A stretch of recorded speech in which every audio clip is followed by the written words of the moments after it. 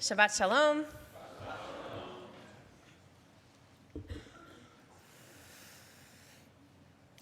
We are in a stressful time.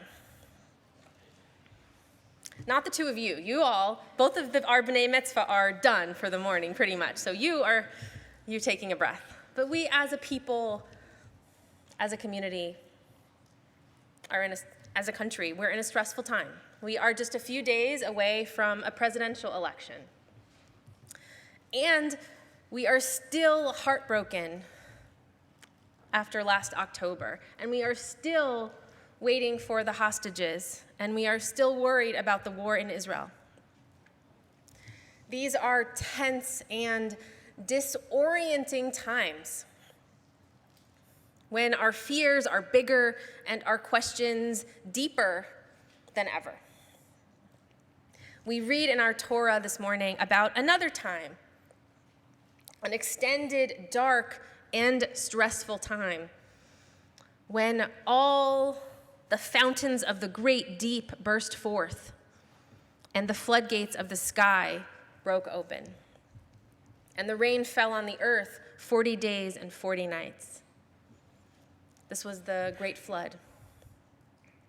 In the time of Noah is also when it became clear that people needed help figuring out how to live a good life. So that is when, during that kind of a stressful time, that is when God gave us our first foundational mitzvot. It's also when God believed in us enough to be able to promise never to destroy the world again. Now that we have those foundational mitzvot, now we know what to do when it feels like the waters are high again. We might feel scared, but however complicated our world becomes, however unanswerable our questions might feel, we have a clear Jewish answer. Do mitzvot. Do something simple and good. Last Sunday was mitzvah day here at Bethel. Every spot in our parking lot and every room in this building was filled with folks who were doing service projects and fulfilling all kinds of commandments. So I'll list a few. Pursuing justice. We were loving our neighbor. We were feeding the hungry. We were caring for animals. We were tending the earth. We were saving lives. We gathered to make a minyan. We collected recyclables, electronics, and other recyclables. We wrote cards for soldiers. We gave blood. We made sandwiches. And we tried to help some rescue dogs find homes. Let me tell you, I was kvelling all day. I was walking around this building just so proud of all of us. And I also got the chance to spend some time in our religious school classrooms. Our kindergarten students were also rolling up their little sleeves, and they were learning about mitzvahs. One student who was wearing a Superman costume like it was laundry day asked me, "Rabbi, do you like mitzvahs?" That was an easy one. Yes, of course, I love them. And another kid wearing glasses like mine asked a fittingly nerdy question. How many mitzvahs are there exactly? And it depends on how you count. You may have heard the number 613, which is the number that are in the Torah, but there are more that have been derived from those. So it's a good question for a kindergartner. Another kid, a girl wearing glittery face paint, asked me, we were talking about the mitzvot, and one of them is the fifth commandment, honor your parents. She asked, why do we have to honor our parents? And I thought, that's a good question. and I cannot wait until she's a teenager. And I mean that because she's going to be awesome. She's going to be totally awesome. My favorite question, though, came from a little boy who was, at first it looked like he was totally staring off into space, but then he surprised me by asking maybe the most nuanced and complicated question. He asked, why should we do mitzvahs anyway? Where do they even come from? I love that one. Grown-ups, we too rarely ask questions like, where did this come from? Where did that come from? Why do we just take things for granted. We don't always ask why. And I especially love this question because when I say there's a simple answer, a simple Jewish answer for us during these stressful times, I know that's not enough for us. We always want to know why. So, just like the kindergartner asked, where do mitzvot come from? We have, in our tradition, this week's Torah portion gives us the origin story for mitzvot. In the time of Noah, humanity was not exactly thriving. The Torah describes quite an awful scene. God saw great human wickedness on earth, how every plan devised by the human mind was nothing but evil all the time. And so with a sorrowful heart, God said, I will blot out from the earth humankind whom I created. But Noah found favor with God. So this is an important part of the story. And how did Noah find favor with God? He was far from perfect. The Torah describes Noah as a righteous man, as an ish tzaddik, but also makes sure to mention that he was blameless, but in his generation, in the context of the time. And remember, this was we just read that this was a wicked generation. So the bar was not so high, and it was all relative.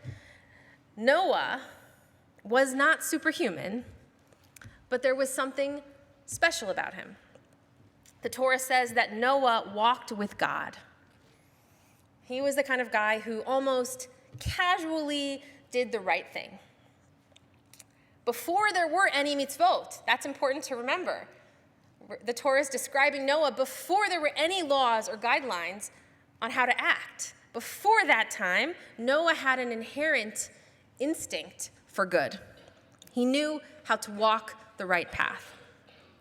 But the rest of the humans needed more than Noah's intuition.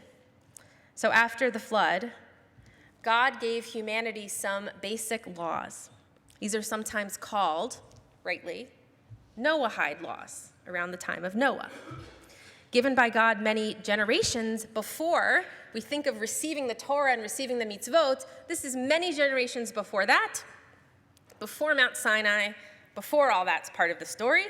These basic mitzvot are the foundational moral principles that apply to all humans, not just to Jews.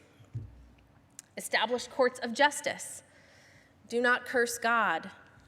Do not worship idols. Do not act immorally with regard to sexuality. Do not murder. Do not steal. Do not eat flesh torn from a living animal. Now that sounds very specific, but no animal cruelty. That's an example of animal cruelty. Again, these basic laws are not complicated. They're not supposed to be complicated. I would summarize them the same way to us as I would to the 5-year-olds in the kindergarten class.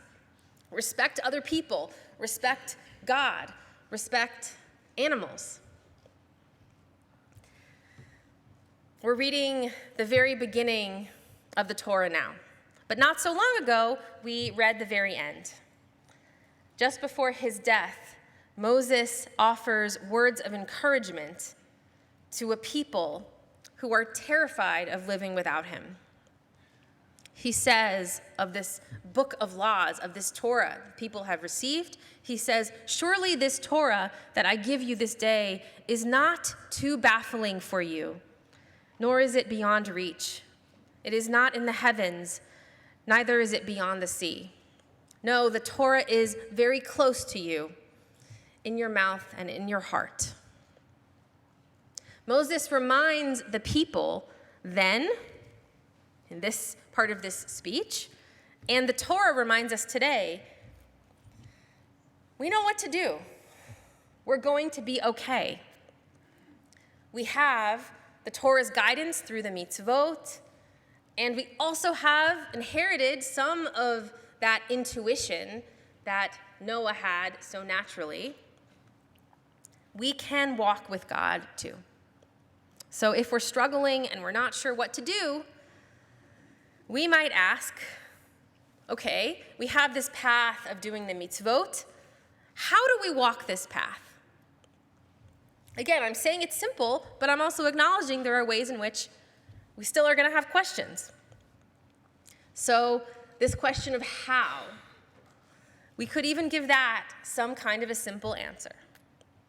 We do mitzvot, one mitzvah at a time. You may have heard the saying, just do the next right thing. Has anyone heard that saying? So it's certainly part of popular culture. One of its origins was in AA recovery. And I am told, maybe the younger people can correct me, that it's also a song in Frozen 2, just do the next right thing. Some of you have memorized this song and you're just not admitting it. It's a song. But before it was part of AA recovery literature, before it was a song in the Frozen franchise, our Mishnah teaches in Pirkei Avot that one mitzvah naturally leads into the next. Mitzvah goreret mitzvah. We have a commentary explanation from the Bartanura that this is the way of the world. The one who does one mitzvah, then after you do the one, you find it easier to do other mitzvot. So whenever we are overwhelmed or not sure what to do, we start with the next right thing. We start with the next right mitzvah. Rabbi Abraham Joshua Heschel emphasizes the routine of mitzvot. We have to keep doing individual mitzvot, however small each one might seem. He teaches to perform a mitzvah is to meet the Spirit. And he means by that we cannot just wait for inspiration. We have to act. We have to do the mitzvah first. Then let that mitzvah bring forth more inspiration. And he warns, the Spirit is not something we can acquire once and for all, and that's it. But it is something we must constantly live with and pray for. For this reason, the Jewish way of life is to reiterate the ritual, to meet the Spirit again and again. This inspiration to keep performing the mitzvot is thus dependent not only on our achievement, not only on our goal, but also on our effort all along the way, making those individual choices to do the next right thing. Do the next right thing, even if others are not. We live in an exceedingly and increasingly complicated world that just might get more complicated in the next few days. We're not always sure how to find peace when the floodwaters seem to be rising all around us. But here's the thing. We have a simple Jewish answer. Do mitzvot. Walk a good path like Noah, who was more like us than we might realize. Do one good act at a time and keep up the effort. Because when we do mitzvot every day, not just on mitzvah day, We are answering the question that our 5-year-old self once asked. In a world that we don't fully understand and which we certainly cannot control, how are we supposed to be good? And we know. Shabbat Shalom.